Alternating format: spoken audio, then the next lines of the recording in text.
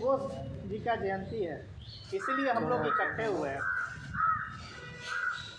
विभिन्न प्रकार से हम लोग हर एक बातों को लिए, पर जिस स्थिति में हमारी देश थी पिछले आज़ादी वर्ष के पहले, उसमें कई क्रांतिकारियों ने अपना जीवन को न्यौछावर कर दिया।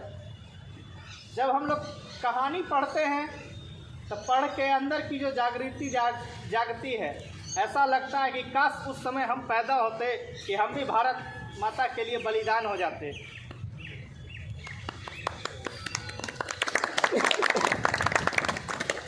नेताजी सुभाष चंद्र बोस की जन्म दिवस 23 जनवरी 1897 ईस्वी को कनाडा में हुई थी, उड़ीसा क्षेत्र में पड़ता है।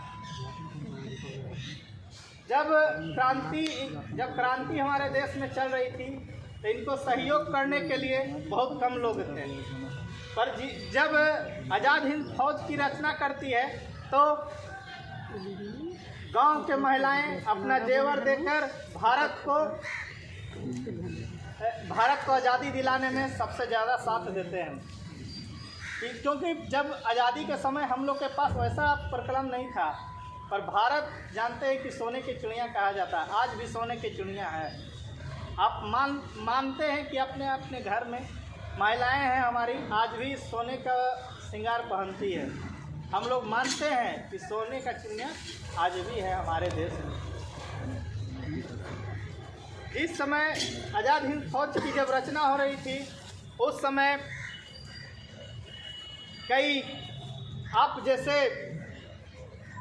छोटे बड़े छात्र छात्राओं ने भाग लिया।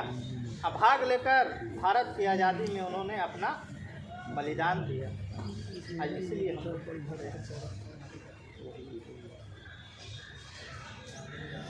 एक नारा दिया, तुम मुझे खून दो मैं तुझे आज़ादी।